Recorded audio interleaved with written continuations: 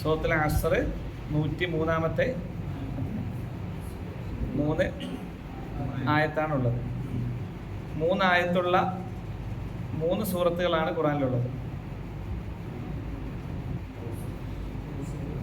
കൗസറും പിന്നെ നസ്റും. അതെല്ലാം ആ സൂറത്തുകളുടെ പേരൊക്കെ അവസാനിക്കുന്ന റായിലാണ്. തുടങ്ങാം. അഊദു ബില്ലാഹി മിനശ് ശൈത്വാനിർ റജീം. അഊദു ബില്ലാഹി മിനശ് ശൈത്വാനിർ റജീം. ബിസ്മില്ലാഹിർ റഹ്മാനിർ റഹീം. ബിസ്മില്ലാഹിർ റഹ്മാനിർ റഹീം. വൽ അസ്ർ. വൽ അസ്ർ. ഇന്നൽ ഇൻസാന ലഫീ ഖുസ്ർ.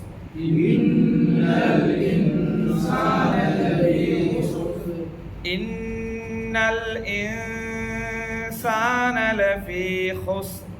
ഇന്നൽ ഇൻസാന ലഫീ ഖുസ്ർ. ഇല്ലല്ലദീന ആമനൂ.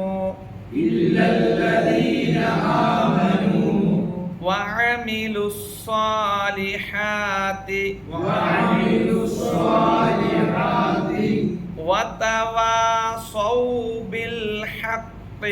വതവാസൗ ബിൽ ഹഖ്.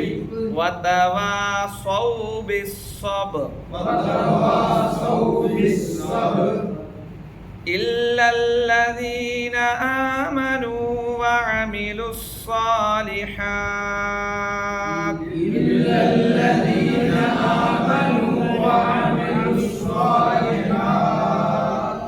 വഅമിലുസ് സ്വാലിഹാത്തി വതവാസൗ ബിൽ ഹഖ് വതവാസൗ ബിസ്സബ്ർ. വഅമിലുസ് സ്വാലിഹാത്തി വതവാസൗ ബിൽ ഹഖ് വതവാസൗ ബിസ്സബ്ർ. സബ്ർ. സബ്ർ. ആദ്യം പോലെ നമ്മൾ ശ്രദ്ധിക്കണം, എല്ലാം സ്വാദാണ് ഉള്ളത്, സീനല്ല. വൽ അസ്ർ. വൽ അസ്ർ അല്ല, വൽ അസ്ർ. സ. വൽ അസ്ർ. അവിടെ റാ വഖഫ് ചെയ്യുമ്പോൾ എന്ത് ചെയ്യും? സുക്കൂൻ കൊടുക്കും. 2 സുക്കൂൻ അടുത്ത് വരുമ്പോൾ തൊട്ടപ്പുറത്തത് വൽ അസ്ർ എന്ന് ചെറിയ രൂപത്തിൽ ഓതിയവരുണ്ട്. എന്നാൽ ചില ഖിറാഅത്തിൽ വൽ അസ് എന്ന് പറഞ്ഞാൽ ചിലപ്പോൾ കേൾക്കുള്ളൂ. ആ റാ വളരെ ലഘുവായിട്ടു. 2 രൂപത്തിലും ഖിറാഅത്തുകൾ കാണുന്നുണ്ട്. കൽക്കലയുടെ അക്ഷരമാണെങ്കിൽ സുക്കൂൻ എന്ത് ചെയ്യും? പൂർണ്ണമായിട്ട് കൊടുക്കും തൊട്ട് മുമ്പുള്ളതിന്. ആ സ്വാദ് കൽക്കലയുടെ അക്ഷരമല്ലല്ലോ. ഇവിടെ വാ. ആ വാ എന്തിനുള്ള വായാണ്? വാ സത്യം ചെയ്യാനുള്ള. തൊട്ട് മുമ്പ് നമ്മൾ പഠിച്ചത് അല്ലേ? വൽ ആദിയാത്ത്, കിതച്ചുകൊണ്ട് ഓടുന്നവ തന്നെയാണ് സത്യം എന്നുള്ള ആ സൂറത്ത്. ഇവിടെ വൽ അസ്ർ. അസ്ർ എന്ന് പറഞ്ഞാൽ കാലം. വൽ അസ്ർ, കാലം തന്നെയാണ് സത്യം. ഇന്ന, നിശ്ചയമായും. അൽ ഇൻസാന, മനുഷ്യൻ. ല, തന്നെ, തീർച്ചയായും. ഫീ ഇൽ ഖുസ്ർ, നഷ്ടം. ഇന്നൽ ഇൻസാന ലഫീ ഖുസ്ർ. പറഞ്ഞു വരും, തീർച്ചയായും മനുഷ്യൻ നഷ്ടത്തിൽ തന്നെയാകുന്നു. തീർച്ചയായും മനുഷ്യൻ നഷ്ടത്തിൽ തന്നെയാകുന്നു. ഇല്ല, ഒഴികെ, അല്ലാതെ. അല്ലദീന, യാതൊരു കൂട്ടർ. ഇല്ലല്ലദീന, യാതൊരു കൂട്ടർ ഒഴികെ. ആമനൂ, ആമന വിശ്വസിച്ചു. ആമനൂ, അവർ വിശ്വസിച്ചു. ആമനൂ, അവർ വിശ്വസിച്ചു. വഅമിലൂ, വഅമിലൂ, അവർ പ്രവർത്തിക്കുകയും ചെയ്തു. അപ്പൊ ഇല്ലല്ലദീന ആമനൂ, വിശ്വസിച്ചവർ ഒഴികെ. വഅമിലൂ, പ്രവർത്തിക്കുകയും ചെയ്തു. അസ്സാലിഹാത്ത്, സൽക്കർമ്മങ്ങൾ. ഇല്ലല്ലദീന ആമനൂ വഅമിലുസ്സാലിഹാത്ത്. വിശ്വസിക്കുകയും സൽക്കർമ്മങ്ങൾ പ്രവർത്തിക്കുകയും ചെയ്തവനൊഴികെ. വതവാസൗ, പരസ്പരം വസിയ്യത്ത് ചെയ്തു, ഉപദേശിച്ചു. ബിൽ ഹഖ്, സത്യത്തെ കൊണ്ട്, സത്യം കൊണ്ട്. വതവാസൗ, പരസ്പരം ഉപദേശിച്ചു.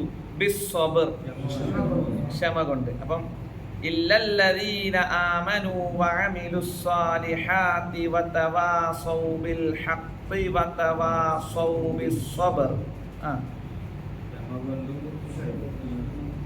വിശ്വസിക്കുകയും സൽക്കർമ്മങ്ങൾ പ്രവർത്തിക്കുകയും പിന്നെ സത്യം കൊണ്ടും ക്ഷമ കൊണ്ടും പരസ്പരം ഉപദേശിക്കുകയും ചെയ്തവർ ഒഴികെ ഇന്നൽ ഇൻസാന ലഫീ ഖുസ്ർ, തീർച്ചയായും മനുഷ്യർ തീരാ നഷ്ടത്തിലാകുന്നു.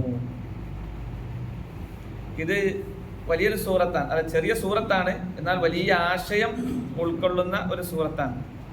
ചില റിപ്പോർട്ടുകൾ കാണാം ഖുർആനിൽ ഈ സൂറത്ത് തന്നെ മതിയാകുമായിരുന്നു എന്ന്. അത്രയും ആഴത്തിലുള്ള സന്ദേശം നൽകുന്ന ഒരു സൂറത്താണ്. ചില റിപ്പോർട്ടുകളിൽ കാണാം സഹാബത്ത് പരസ്പരം കണ്ടുമുട്ടിയാൽ ഈ സൂറത്ത് ഓതിയിട്ടല്ലാതെ അവര് പിരിഞ്ഞു പോകുമായിരുന്നില്ല എന്ന്. അവർ പരസ്പരം ഈ സൂറത്ത് ഓതി കൊടുക്കുമായിരുന്നു എന്ന്. ഒന്ന് വൽ അസ്ർ, കാലം തന്നെയാണ് സത്യം. കൂടുതൽ വിശദീകരിക്കേണ്ട ആ സത്യം ചെയ്യലിനെ അള്ളാഹുവിനെ സംബന്ധിച്ചിടത്തോളം എന്തുകൊണ്ടും സത്യം ചെയ്യാം. നമ്മൾ സത്യം ചെയ്യുകയാണെങ്കിൽ അള്ളാഹുവിനെ കൊണ്ട് മാത്രം. മുൻ സൂറത്തുകൾ നമ്മളത് പഠിച്ചാണ്. എന്നാൽ കാലത്തെ തൊട്ട് അള്ളാഹു സത്യം ചെയ്ത് പറയും. അത് ഏതാണ് ആ കാലം? ഒരുപാട് വിശദീകരണങ്ങളുണ്ടേത്. ഈ ലോകം ഉണ്ടായത് മുതൽ ഖിയാമത്ത് വരെയുള്ള കാലമാണെന്ന് പറയുന്നു. ഒരു മനുഷ്യന്റെ ജനനം മുതൽ ഇപ്പോൾ അവൻ ഏത് സ്ഥിതിയിലാണോ അതുവരെയുള്ള കാലമാണെന്ന് പറയുന്നു. അവന്റെ ജീവിത കാലഘട്ടമാണെന്ന് പറയുന്നു. പ്രവാചകൻ സല്ലല്ലാഹു അലൈഹി വസല്ലമയുടെ ആ കാലം എന്ത് തന്നെ ആയിക്കൊള്ളട്ടെ, കാലം തന്നെയാണ് സത്യം. കാലം സാക്ഷിയാണ് എന്നൊക്കെ നമ്മൾ പറയാറില്ലേ? കാലം മറുപടി പറയും. ഇത് നമ്മൾ ആ രൂപത്തിലൊരു പ്രയോഗമാണ്. കാലത്തെ കൊണ്ട് അള്ളാഹു സത്യം ചെയ്ത് പറയുകയാണ്. യഥാർത്ഥത്തിൽ മനുഷ്യന്റെ ഒരു കാലഘട്ടം, അല്ലെ, ഒന്നുമല്ലാത്ത ഒരവസ്ഥ, ഗർഭാവസ്ഥ, അതിനുശേഷം ഒരു ബോധവുമില്ല, അതല്ല പക്വത എത്താത്തൊരു പ്രായം, ചെറിയ പ്രായം, പിന്നെ അവൻ ഏറ്റവും കരുത്ത് പ്രാപിച്ചൊരു പ്രായം, വീണ്ടും പ്രയാസങ്ങളുടെയും ബുദ്ധിമുട്ടുകളുടെയും വാർദ്ധക്യ സേവനം, ഇങ്ങനെ ഒരു ഘട്ടം ഇങ്ങനെ കഴിഞ്ഞു പോവുകയാണ്. അതല്ലെങ്കിൽ ആദം നബി അലൈഹിസ്സലാം മുതൽ അതിനു മുമ്പുള്ള ആദം നബി അലൈഹിസ്സലാം മുതലുള്ള മനുഷ്യ കാലഘട്ടം, ഇങ്ങനെ മനുഷ്യനിങ്ങനെ കഴിഞ്ഞു പോയിക്കൊണ്ടേയിരിക്കുകയാണ്. കുറേ ആളുകൾ മരിച്ചു പോകുന്നു, വേറെ കുറേ ജനിക്കുന്നു. കാലത്തിനനുസരിച്ച് പലതും മാറ്റങ്ങൾ സംഭവിക്കുന്നു. അതോടൊപ്പം കാലം സാക്ഷിയാണെന്ന് പറഞ്ഞാൽ നമ്മൾ ഈ ചെയ്യുന്ന ഓരോ പ്രവൃത്തിയും അതിൻ്റെ സമയമടക്കം, ഈ കാലമടക്കം അള്ളാഹു എന്ത് ചെയ്യും? സാക്ഷിയാക്കി കൊണ്ടുവരുമെന്നാകാം. എല്ലാം വലാസ് എന്ന് പറയുമ്പോൾ അതിലെല്ലാം ഉൾക്കൊള്ളുന്നുണ്ട്. ഇന്നൽ ഇൻസാന ലഫീ ഖുസ്ർ, തീർച്ചയായും മനുഷ്യർ നഷ്ടത്തിൽ തന്നെയാകുന്നു. അവിടെ 2 തവണ നമ്മൾ മുൻ സുഹൃത്തുക്കളിലൊക്കെ പഠിച്ചു. ഇന്ന ഒരു തവണ പറഞ്ഞു, ല, അല്ലേ? തന്നെ ഇന്നൽ ഇൻസാന ലഫീ ഖുസ്ർ, മനുഷ്യർ, തീർച്ചയായും മനുഷ്യർ നഷ്ടത്തിൽ തന്നെയാകുന്നു, നഷ്ടക്കാരിൽ തന്നെയാകുന്നു. എല്ലാ മനുഷ്യരുമാണോ? ഇല്ല, അല്ലാതെ, ഒഴികെ. ആരാണ് ഒന്നാമത്? ആമനു, വിശ്വസിച്ചവരൊഴികെ. അപ്പം വിശ്വാസം പ്രധാനമാണ് നഷ്ടക്കാരിൽ പെടാതിരിക്കാൻ. തൗഹീദ് പ്രധാനമാണ്, ആദർശം പ്രധാനമാണ്. ആദർശമില്ലാതെ ഒരു പരിഗണനയും ഇല്ല. ഒന്നാമത്തെ പരിഗണന വിശ്വാസം പരിഗണിച്ചുകൊണ്ടാണ്. വിശ്വാസം ഇല്ലാത്തതിനെ സംബന്ധിച്ചിടത്തോളം കൂടുതൽ എന്ത് ചെയ്യേണ്ട? പഠിച്ചതിനെ സംബന്ധിച്ചൊന്നും വിചാരണ ചെയ്യേണ്ട ആവശ്യമില്ല. വിശ്വാസം ഇല്ലെങ്കിൽ ബാക്കി ഒരു കർമ്മവും പരിഗണിക്കൂല.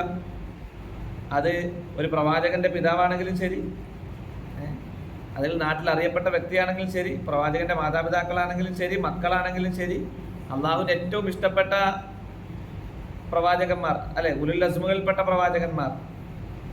അതേപോലെ അള്ളാഹു ഖലീൽ എന്ന് പറഞ്ഞ പ്രവാചകന്മാർ, ഇബ്രാഹിം നബി അലൈഹി സ്വലാത്തു വസ്സലാം. ഇബ്രാഹിം നബി പിതാവിന് വേണ്ടി അള്ളാഹുവിനോട് പ്രാർത്ഥിക്കുന്നുണ്ട്. സൂറത്തു ഇബ്രാഹിമിലെ 41-ാമത്തെ ആയത്താണെന്ന് തോന്നുന്നു. റബ്ബി ഗ്ഫിർലി വലി വാലിദയ്യ വലിൽ മുഅ്മിനീന യൗമ യഖൂമുൽ ഹിസാബ്. റബ്ബി ഗ്ഫിർലി, എനിക്ക് നീ പുറത്തു തരണേ, വലി വാലിദയ്യ, എൻ്റെ മാതാപിതാക്കൾക്ക്, വലിൽ മുഅ്മിനീന, സത്യവിശ്വാസികൾക്ക് നീ പുറത്തു കൊടുക്കണേ, യൗമ യഖൂമുൽ ഹിസാബ്. ഇബ്രാഹിം നബിയുടെ പ്രാർത്ഥനയാണ്, മാതാപിതാക്കൾക്ക് വേണ്ടി പിതാവിന് വേണ്ടി ഒക്കെ പ്രാർത്ഥിച്ച പ്രാർത്ഥന. എന്നാൽ എല്ലാ മാതൃകയുണ്ട്, പക്ഷെ ഒന്നിൽ മാതൃകയില്ല എന്നുള്ള പഠിപ്പിച്ചു. ഇബ്രാഹിം നബിയുടെ എല്ലാ കാര്യത്തിലും മാതൃകയുണ്ട്, പക്ഷെ ഒരു കാര്യത്തിലില്ല. ഏതാണത്? ഇല്ലാ ഖൗല ഇബ്രാഹിം ലി അബീഹി ലഅസ്തഗ്ഫിറന്ന ലക. ഇബ്രാഹിം നബി പറഞ്ഞു, പിതാവെ നിങ്ങൾക്ക് വേണ്ടി ഞാൻ അള്ളാഹുവിനോട് പൊറുക്കലിനെ തേടും. ആ കാര്യത്തിൽ എന്തില്ല? നിങ്ങൾക്ക് മാതൃകയില്ലായിരുന്നു. എന്തുകൊണ്ടാ? ആദർശം ഇല്ലാത്തത് കൊണ്ടാണ്, തൗഹീദ് ഇല്ലാത്തത് കൊണ്ടാണ്, വിശ്വാസി അല്ലാത്തത് കൊണ്ടാണ്. അത്രയും അള്ളാഹുവിന്റെ ഖലീലാണ്. ഇനി ഖിയാമത്തിൽ വെച്ച് പരലോകത്ത് വെച്ച് നടക്കാതിരിക്കുന്ന സംഭവം നമ്മൾ കേട്ടിട്ടുണ്ട്. വലാ തുഖ്സിനി യൗമ യുബഅസൂൻ. റബ്ബേ, നീ എന്നെ ഉയർത്തെഴുന്നേൽപ്പിന്റെ നാളിൽ അപമാനിക്കരുത് എന്ന് ഇബ്രാഹിം നബി അലൈഹി സ്വലാത്തു വസ്സലാം പ്രാർത്ഥിച്ചിട്ടുണ്ട്. പരലോകത്ത് വെച്ച് അള്ളാഹുവിനോട് പറയുമെന്നാണ്, പടച്ചവനെ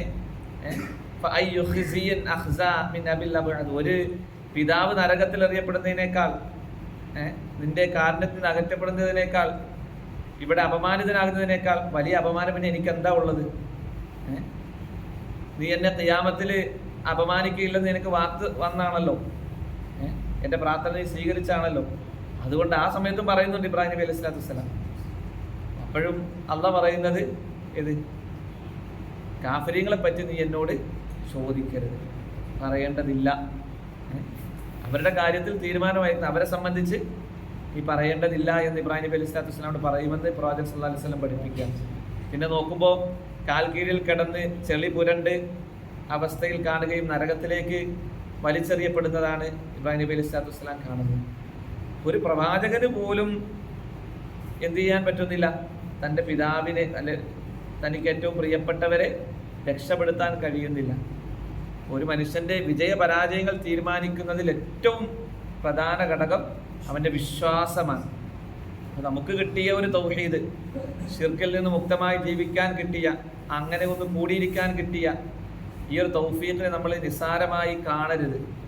നമ്മൾ എപ്പോഴും ഓർക്കുക, പിശാജ് ലനഖുദന്നലഹും സിറാത്തൽ മുസ്തഖീം, സിറാത്തുൽ മുസ്തഖീമിലാ പിശാജിന് ഇരിക്കേണ്ടത്. ഇതിന്ന് എങ്ങനെ വലിച്ചിടാൻ എന്ത് ചെയ്യും? ചെറിയ ചെറിയ കാരണങ്ങൾ ഇങ്ങനെ കൊണ്ടുവന്നിടും. തൗഹീദ് മനസ്സിലാക്കാൻ നമ്മളെ സംബന്ധിച്ചിടത്തോളം നേരിട്ട് ശിർക്കിലേക്ക് വലിച്ചിട്ടാൽ നമ്മൾ വീണുകൊള്ളുന്നില്ല. ആദ്യം ചെറിയ കാരണങ്ങൾ പറഞ്ഞ് ഈ കൂട്ടത്തിൽ നിന്ന് എന്ത് ചെയ്യും? പതുക്കെ മാറ്റി നിർത്തും. അപ്പം മറ്റുള്ളവർക്ക് കൂട്ടം അത് അറിയാതെ എന്ത് ചെയ്യും?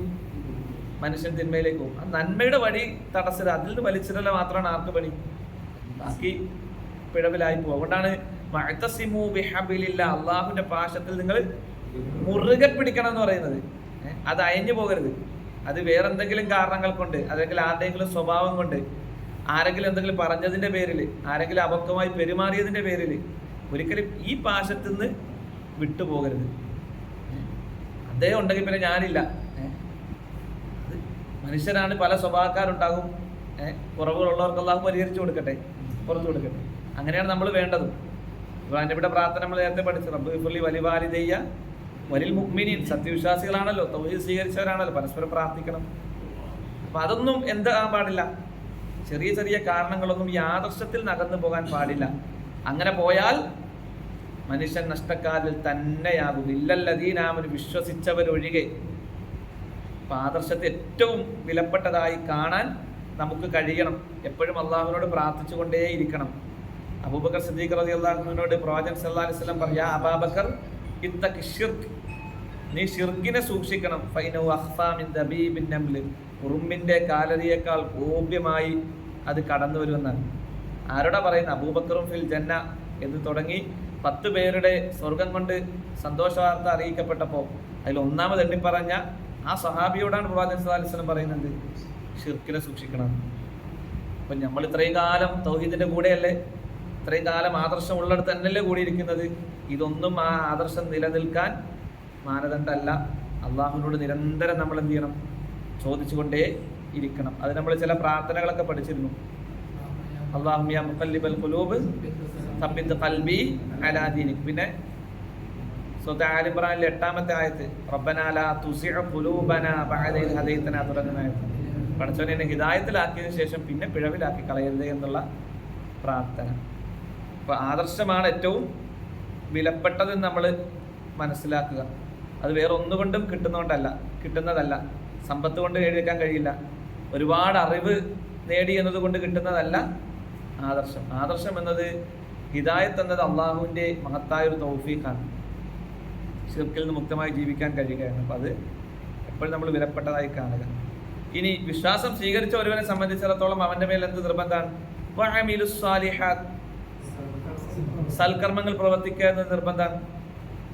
അപ്പം വിശ്വസിക്കുകയും സൽക്കർമ്മങ്ങൾ പ്രവർത്തിക്കുകയും ചെയ്തവനൊഴികെ ബാക്കി നഷ്ടത്തിലാകുന്നു. ബാക്കി 2 കാര്യം കൂടെ വരുന്നുണ്ട്. അപ്പം അമലുസ് സാലിഹാത്ത്, സൽക്കർമ്മങ്ങൾ പ്രവർത്തിക്കണം. അമലുസ് സാലിഹാത്ത്, സൽക്കർമ്മങ്ങൾ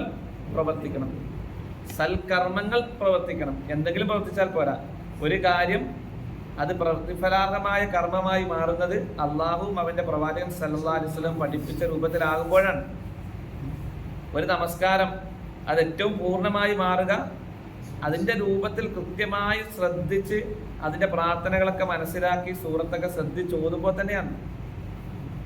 ഏതെങ്കിലും ധൃതിയിൽ ചെയ്ത് എന്തെങ്കിലും കാട്ടിക്കൂട്ടിയാൽ അതെന്താവൂല, അത് പൂർണ്ണ പ്രതിഫലം കിട്ടുന്നതാവൂല. അത് ചിലപ്പോൾ ഒരു വേള ശിക്ഷിക്കപ്പെടാനടക്കം കാരണമാവും. ഏത് കർമ്മം അത് തന്നെയാണ്. അമലുസ് സാലിഹാത്ത്, അമലല്ല അമലുസ് സാലിഹാത്ത് ആകണം. ഇല്ലല്ലദീന ആമനു വഅമിലു എന്നല്ല, അമലുസ് സാലിഹാത്ത് എന്ന് പറഞ്ഞത് സൽക്കർമ്മങ്ങളാകണം. വിശ്വസിച്ചവനും പ്രവർത്തിച്ചവനും ഒഴികെ എന്നല്ല, സൽക്കർമ്മങ്ങൾ പ്രവർത്തിച്ചവനൊഴികെ, നല്ലത് പ്രവർത്തിച്ചവനൊഴികെ. ആ നല്ലതിൻ്റെ മാനദണ്ഡം അള്ളാഹു അവൻ്റെ റസൂലും പഠിപ്പിച്ചതാകുക എന്നുള്ളതാണ്. നല്ലതല്ലേ എന്ന് കരുതി ദീനിൽ എന്തെങ്കിലും കൂട്ടി ചേർക്കാൻ ഒരാൾക്കും അവകാശമില്ല. ഇപ്പോൾ ഫർദ് നമസ്കാരം നമ്മൾ ഇശാ 4 റക്അത്ത് നമസ്കരിച്ചു. ഏത് എന്നാൽ 1 റക്അത്ത് കൂടെ ഇരിക്കട്ടെ, ഫർദല്ലേ, എത്രയോ പ്രതിഫലമുള്ളതാണ് എന്ന് പറയാൻ ഒരാൾക്കും അവകാശമില്ല. സുന്നത്തിൻ്റെ വിഷയത്തിലാകട്ടെ എന്താകട്ടെ ഒന്നും കൂട്ടിച്ചേർക്കാൻ അവകാശം ഇല്ല. അടുത്തത് പറയുന്ന വതവാസൗ ബിൽ ഹഖ്, സത്യം കൊണ്ട് ഉപദേശിച്ചവൻ ഒഴികെ, വസിയത്ത് ചെയ്തവൻ ഒഴികെ, നന്മ കൊണ്ട് ഉപദേശിച്ചവൻ ഒഴികെ. ഒരു വിശ്വാസിക്കുണ്ടാകേണ്ട വലിയൊരു ഗുണമാണ് വിശ്വാസവും സൽക്കർമ്മത്തോടൊപ്പം അംറു ബിൽ മഅറൂഫ് വനഹീൻ അനിൽ മുൻകർ, നന്മ കൽപ്പിക്കുക എന്നതും തിന്മ വിരോധിക്കുക എന്നതും. ലുഇനല്ലദീന കഫറു മിൻ ബനി ഇസ്രായീല അലാ ലിസാനി ദാവൂദ വഈസ ബിൻ മറിയം. ബനു ഇസ്രായേലിയർ ദാവൂദ് നബിയുടെയും ഈസാ നബിയുടെയും നാവിലൂടെ ശപിക്കപ്പെടാൻ കാരണം കാനൂ ലാ യതനാഹൗന അൻ മുൻകരിൻ ഫഅലൂ, അവരിലൊരാൾ തിന്മ ചെയ്യുന്നത് കണ്ടാൽ അവർ പരസ്പരം വിലക്കുമായിരുന്നില്ല എന്ന്. ഒരു തിന്മ ചെയ്യുന്നത് കണ്ടാൽ അവർ എതിർക്കുമായിരുന്നില്ല എന്ന്. അതാണല്ലോ റസൂൽ സല്ലല്ലാഹു അലൈഹി വസല്ലം പഠിപ്പിച്ചത്, മൻ റആ മിൻകും മുൻകറ ഫൽയുഗയ്യിർഹു ബിയദി. ഒരു തിന്മ കണ്ടാൽ അതിനെ കൈകൊണ്ട് തടുക്കുക. ഫഇല്ലം യസ്തതി, അതിന് സാധ്യമല്ലേ, ഫബിലിസാനി, നാവ് കൊണ്ട് തടുക്കട്ടെ. ഫഇല്ലം യസ്തതി ഫബിഖൽബി, ഇനി അതിനും സാധ്യമല്ലാത്ത സാഹചര്യമാണെങ്കിലോ ഫബിഖൽബി, ഹൃദയം കൊണ്ട് അതിനെ വെറുക്കട്ടെ. ആരെ? ആ തിന്മയെ. അവിടെ വ്യക്തിയാകുമ്പോഴാണ് പിന്നെ ദൗർബത്ത് മുടങ്ങി പോകുന്നത്. തിന്മ ചെയ്യുന്ന വ്യക്തിയല്ല, ആ തിന്മയെ വെറുക്കണം നമ്മൾ. കൈകൊണ്ട് തടുക്കുക എന്നതിൻ്റെ അർത്ഥം എന്താ? അയാൾ ആ തിന്മയിൽ നിന്ന് പിന്തിരിപ്പിക്കലാണ്. അത് അയാളോടുള്ള സ്നേഹത്തിന്റെ ഭാഗമാണ്. കാരണം നന്മ പറയും, ആ തെറ്റയാൾ ചെയ്താൽ നമുക്കറിയാം, നമുക്ക് ബോധ്യപ്പെട്ടു അപകടത്തിലായിരിക്കും, അള്ളാഹുവിൻ്റെ അടുക്കൽ വലിയ ശിക്ഷയ്ക്ക് കാരണമാകും. അപ്പം നമ്മൾ കൈകൊണ്ട് തടുക്കുക അത്തരം സാഹചര്യത്തിലാണെങ്കിൽ. ഇനി അതിന് പറ്റാത്തതാണെങ്കിൽ നാവ് കൊണ്ട്. അതിനും പറ്റാത്തൊരു സാഹചര്യമാണോ, ഹൃദയം കൊണ്ടെങ്കിലും അതിനോട് ഒരു അമർഷത അതല്ലെങ്കിൽ ഒരു വെറുപ്പ് ഉണ്ടാവണം. അതുപോലും ഉണ്ടാകുന്നില്ലെങ്കിൽ, അതിനെപ്പോലും നമ്മൾ നിസ്സാരമായിട്ടാണ് കാണുന്നെങ്കിൽ അവൻ്റെ ഹൃദയത്തിൽ ഈമാൻ അവശേഷിക്കുന്നില്ല എന്നതാണ് പ്രവാചകൻ സല്ലല്ലാഹു അലൈഹി വസല്ലം പഠിപ്പിച്ചത്. അതിനോടുള്ള വെറുപ്പ് അതാലിക്ക് അദ്അഫുൽ ഈമാൻ, ഈമാന്റെ ഏറ്റവും ദുർബലമായ ശാഖയാണ് ഏത്? അത്തരം തിന്മ കണ്ടാൽ അതിനോടുള്ള ആ വെറുപ്പ്. അപ്പം ആ തിന്മകളോട് എതിർക്കാൻ, അപ്പം നന്മ കൽപ്പിക്കണം. ഹജ്ജത്തുൽ വിദായിലെ പ്രവാചകൻ സല്ലല്ലാഹു അലൈഹി വസല്ലമയുടെ ഖുതുബകളിലൊക്കെ നമുക്ക് കാണാം, ബല്ലിഗു അന്നി വലൗ ആ, എന്നിൽ നിന്ന് ഒരു ആയത്താണോ നിങ്ങൾക്ക് കിട്ടിയത് നിങ്ങൾ എത്തിച്ചു കൊടുക്കണം. ഫല്യുബല്ലിഗു ഷാഹിദുൽ ഗായിബ്, നിങ്ങളിവിടെ ഹാജറുള്ളവർ ഹാജറില്ലാത്തവർക്ക് എത്തിച്ചു കൊടുക്കണം. ഓരോ സാഹചര്യത്തിനനുസരിച്ച് ഞാൻ അതിൽ പെട്ടുപോയി. എല്ലാവരും അങ്ങനെ ചെയ്യുമ്പോൾ ഞാൻ മാത്രം എങ്ങനെ മാറിയിരിക്കും? അവിടെയാ മാറിയിരിക്കേണ്ടത്. എല്ലാവരും നന്മ ചെയ്യുമ്പം ആ കൂട്ടത്തിൽ നന്മ ചെയ്യാൻ എന്തില്ല? ഒരു പ്രയാസമില്ല. എല്ലാവരും വിദേഹത്ത് ചെയ്യുമ്പം ആ വിദേഹത്തിൽ നിന്ന് മാറി നിൽക്കാനാണ് എന്ത് അല്പം ത്യാഗമുള്ളത്. അവിടെ എല്ലാവരും ചെയ്തു എന്നത് ആ ന്യായീകരണം പടച്ചവന്റെ അടുക്കൽ നമുക്ക് എന്ത് ചെയ്യാൻ പറയാൻ പറ്റൂല. പിന്നെ അവരെല്ലാം നമുക്ക് എതിരായി തീരുകയല്ലേ എന്ന ചിന്തയും നമുക്ക് ഉണ്ടാകാൻ പാടില്ല. കാരണം നമ്മൾ ആദ്യം ഏറ്റവും അധികം ഇഷ്ടപ്പെടേണ്ടത് ആരാ? അള്ളാഹുവിനെയും അവന്റെ പ്രവാചകനെയാണ്. അള്ളാഹുവിന്റെ അനിഷ്ടം വാങ്ങി ജനങ്ങളുടെ ഇഷ്ടം വാങ്ങാൻ ശ്രമിക്കുമ്പോൾ അള്ളാഹു മറ്റ് കാരണങ്ങൾ ഇട്ടെന്ത് ചെയ്യും?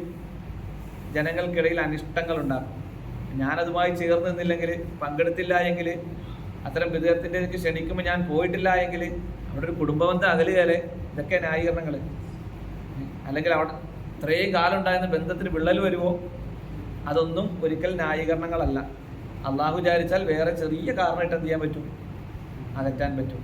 എന്നാൽ അള്ളാഹുവിൻ്റെ തൃപ്തിക്ക് വേണ്ടി അവൻ്റെ കൽപ്പനയ്ക്ക് നമ്മൾ വിധേയരായി പിടിച്ചു നിന്നാൽ മുമ്പുള്ളതിലേക്കാളേറെ അടുപ്പവും ബന്ധവും ഉണ്ടാക്കാൻ അള്ളാഹുവിന് കഴിയും. ഓക്കെ, ക്ഷമ കൊണ്ട് പരസ്പരം ഉപദേശിച്ചവനും ഒഴികെ. അപ്പൊ ക്ഷമ കൊണ്ട് ക്ഷമിക്കുക എന്നത് അള്ളാഹു നൽകുന്ന വലിയൊരു തൗഫീഖാണ്. ക്ഷമിക്കാൻ ക്ഷമിക്കേണ്ടത് എവിടെയാണ്? ക്ഷമിച്ചു കൊടുക്കാൻ കഴിവുള്ളപ്പോഴാണ് ക്ഷമിക്കേണ്ടത്.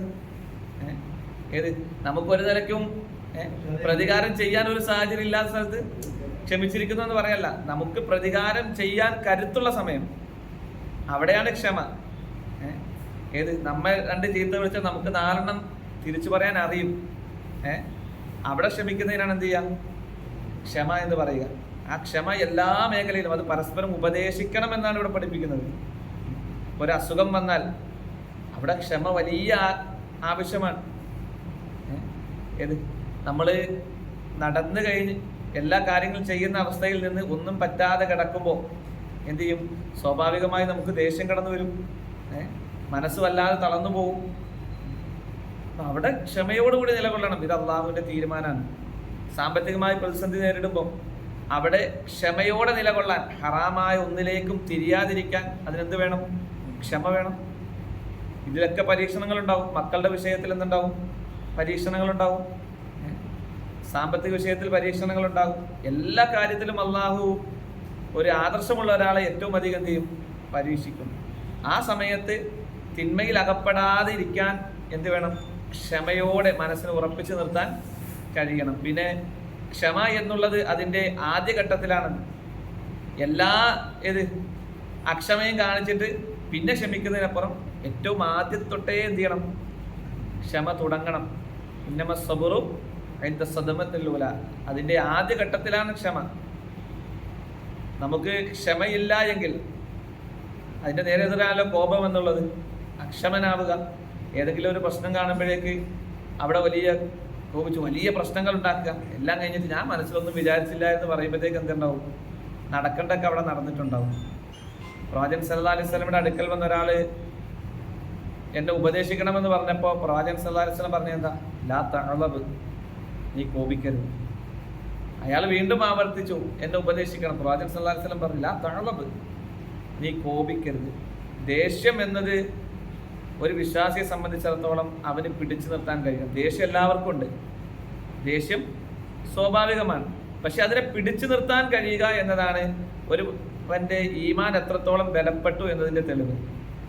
കാരണം ഈമാൻ കൊണ്ട്, വിശ്വാസം കൊണ്ട് മാറാത്തൊരു രോഗമില്ലല്ലോ. മാനസികമായിട്ടുള്ള ഒരു രോഗമാണല്ലാത്ത ഈ ദേഷ്യം. ആ വിശ്വാസം കൊണ്ട് മാറാത്ത എന്ത് ദേഷ്യമാണ് നമുക്കുള്ളത്? കൃത്യമായി നമ്മൾ ശ്രദ്ധിക്കണം ആ വിഷയത്തിലൊക്കെ. അതോടൊപ്പം ഏത് സാഹചര്യത്തിൽപ്പെട്ടാലും അവിടെ ക്ഷമയോടെ നിലകൊള്ളാൻ, സന്താനങ്ങൾ നൽകാതെ പരീക്ഷിക്കപ്പെട്ടേക്കാം, മാറാ രോഗങ്ങളിട്ട് പരീക്ഷിക്കപ്പെട്ടേക്കാം. പരീക്ഷണങ്ങൾ ഏത് രൂപത്തിലാണ് നമുക്ക് ഓരോരുത്തർക്കും വ്യത്യസ്തമായിരിക്കും. ആരോഗ്യം നഷ്ടപ്പെട്ടുകൊണ്ട് പരീക്ഷിക്കാം, പല രൂപത്തിൽ കടന്നു വരും. എല്ലാവരും ഏതെങ്കിലും ഒരു രൂപത്തിൽ വിഷമങ്ങൾ അനുഭവിക്കുന്നവരായിരിക്കും. അപ്പം ആ ഒരു അവസ്ഥയിൽ വിശ്വാസി എന്ന നിലയ്ക്ക് അത് ആവർത്തിച്ചു കൊണ്ടേയിരിക്കും. അഷദ്ദുന്നാസിൽ ബലാഇൽ അംബിയ സുമ്മൽ അംസലു സുമ്മൽ അംസലു. ജനങ്ങളുടെ കൂട്ടത്തിൽ ഏറ്റവും അധികം പരീക്ഷണം നേരിട്ടത് പ്രവാചകന്മാരാണ്. പിന്നീട് അതിനോടടുത്തവർ. അപ്പം അള്ളാഹുവിനോട് കൂടുതൽ അടുക്കും തോറും അള്ളാഹു നമ്മളെ പരീക്ഷിക്കും. അപ്പം ആ ക്ഷമയെ തൊട്ട് എന്ത് ചെയ്യണം? പരസ്പരം ഉപദേശിക്കണം എന്നതാണ് ഇവിടെ പഠിപ്പിക്കുന്നത്. ക്ഷമിക്കുക മാത്രമല്ല, ക്ഷമയെ തൊട്ട് പരസ്പരം ഉപദേശിക്കണം. ആ ഉപദേശം എന്നുള്ളത് വലിയൊരു ആശ്വാസമാണ്. ഒരു രോഗിയുടെ അടുക്കൽ ചെന്ന് അവിടെ പോയി പണ്ട് ഇതേപോലെ ഒരാൾക്കുണ്ടായപ്പം വലിയ പ്രശ്നമായിരുന്നു എന്ന് പറയുന്നതിനപ്പുറം ഇതൊക്കെ മാറിക്കോളും, ഇത് ക്ഷമിച്ചാൽ പ്രതിഫലമുണ്ട്, അല്ലെങ്കിൽ ക്ഷമ കിട്ടുന്ന രൂപത്തിലുള്ള സംസാരങ്ങൾ ഉണ്ടാകണം. ഇപ്പൊ സാമ്പത്തികമായ പ്രതിസന്ധി നേരിടുന്ന ആളാണെങ്കിൽ അതൊക്കെ കുറച്ച് കഴിഞ്ഞാൽ മാറിക്കോളും, ഇപ്പോൾ ഉള്ള ചെറിയൊരു ഡിമ്മല്ല കച്ചവടത്തിൽ, കുറച്ച് കഴിഞ്ഞാൽ മാറിക്കോളും എന്ന ക്ഷമിക്കാനുള്ള ഒരു പ്രേരണ എല്ലാ സാഹചര്യത്തിലും നമ്മൾ ഉണ്ടാക്കി കൊടുക്കണം. അല്ലാത്തവർ ഏതിലാണെന്നാ പറഞ്ഞേ? തീരാ നഷ്ടത്തിൽ തന്നെയാകുന്നു. ഒന്നുകൂടി നമുക്ക് അർത്ഥം നോക്കാം. വൽ അസ്ർ, കാലം തന്നെയാണ് സത്യം. ഇന്നൽ ഇൻസാന ലഫീ ഖുസ്ർ, നിശ്ചയമായി മനുഷ്യർ നഷ്ടത്തിൽ, തീരാ നഷ്ടത്തിൽ തന്നെയാകുന്നു. ഇല്ലല്ലദീന ആമനു, വിശ്വസിച്ചവരൊഴികെ, വഅമിലുസ് സാലിഹാത്ത്, സൽക്കർമ്മങ്ങൾ പ്രവർത്തിച്ചവനൊഴികെ, മുമ്പത്തിനോട് ചേർക്കാനാണ്. വതവാസൗ ബിൽ ഹഖ്, പരസ്പരം ഉപദേശിച്ചവനൊഴികെ. വതവാസൗ ബിസ് സബ്ർ, ക്ഷമ കൊണ്ട് പരസ്പരം ഉപദേശിച്ചവനൊഴികെ. അതിൽ ഇന്ന നൂനിന് ശബ്ദ വന്നു, മണിക്കണം. ഇൻസാന ഏതാ നിയമം? ഇഖ്ഫാൻ. സാക്കിനായ നൂന് ശേഷം ഇഖ്ഫാന്റെ അക്ഷരമായ സീൻ വന്നു. ഇവിടെ വൽ അസ്ർ, അവിടെ സ്വാദാണ് പ്രത്യേകം നമ്മൾ ശ്രദ്ധിക്കണം. വൽ അസ്ർ അല്ല, വൽ അസ്ർ. ഇന്നൽ ഇൻസാന ലഫീ ഖുസ്ർ ഇല്ലല്ലദീന ആമനു വഅമിലുസ് സാലിഹാത്തി വതവാസൗ ബിൽ ഹഖ് വതവാസൗ ബിസ് സബ്ർ. സബ്ർ ബ ഖൽഖലയുടെ അക്ഷരാണ്, അപ്പോൾ മുഴുവനായി സുക്കൂൻ കൊടുക്കണം. സബ്ർ. വഅമിലുസ്, അവിടെയും സാദാണ്. വതവാസൗ, രണ്ട് വതവാസൗ, രണ്ട് സാദാണ്. ബിസ് സബ്ർ, അവിടെയും സ്വാദാണ്. ആ സ്വാദ് പ്രത്യേകം ശ്രദ്ധിക്കുക. അർത്ഥം അറിഞ്ഞ് തന്നെ നമ്മൾ ഇത് മനഃപ്പാഠമാക്കുക. ഈ രണ്ട് സൂറത്തുകളുടെ അർത്ഥം ഇൻഷാ അല്ലാഹ് അടുത്ത ക്ലാസ്സിൽ പൂർണ്ണമായി വാക്കർത്ഥ സഹിതം നമ്മൾ പഠിച്ചു വരണം. ഒരായത്ത് മുഴുവനായി അർത്ഥം പഠിക്കുന്നതിലേറെ നമുക്ക് കൂടുതൽ അറിവ് കിട്ടുക ഓരോ പദങ്ങൾ വെച്ച്. ഒരു സൂറത്തിൻ്റെ ഒരു 5 പദം നമ്മൾ പഠിക്കുന്നുള്ളൂ എങ്കിൽ, 10 പദം ഉണ്ടെങ്കിൽ 5 പഠിക്കുന്നെങ്കിൽ അത് നമ്മുടെ മനസ്സിൽ ഓർമ്മ വേണം. തൊട്ടടുത്ത സൂറത്തുമ്പോൾ അത്ര എളുപ്പവും. വളരെ കുറഞ്ഞ പദങ്ങളേ ഉള്ളൂ. ആ പദങ്ങൾ പഠിച്ചാൽ ഏത് സൂറത്തെത്തുമ്പോഴും നമുക്ക് അർത്ഥം ഏകദേശം നമുക്ക് മനസ്സിലാകും. ആ അവസ്ഥയിലേക്ക് നമുക്ക് എത്തണം. ഖുർആൻ കൂടുതലായി പഠിക്കുക. അള്ളാഹു തൗഫീഖ് ചെയ്യട്ടെ. ഖുർആൻ്റെ ആളുകളിൽ അള്ളാഹു നമ്മെ അവരെ ഉൾപ്പെടുത്തി അനുഗ്രഹിക്കുമാറാകട്ടെ. നമുക്കിടയിൽ ആരോഗ്യകരമായി പ്രയാസത്തിൽ കഴിയുന്ന പലരുമുണ്ട്. അള്ളാഹു സുബ്ഹാനഹു വ തആല എല്ലാവർക്കും ആശ്വാസം നൽകി അനുഗ്രഹിക്കുമാറാകട്ടെ. റബ്ബനാ തഖബ്ബൽ മിന്നാ ഇന്നക അൻതസ് സമീഉൽ അലീം വതുബ് അലൈനാ ഇന്നക അൻതത് തവ്വാബുർ റഹീം. സുബ്ഹാനക അല്ലാഹുമ്മ വബിഹംദിക അശ്ഹദു അൻ ലാ ഇലാഹ ഇല്ലാ അൻത അസ്തഗ്ഫിറുക വ അത്തൂബു ഇലൈക്.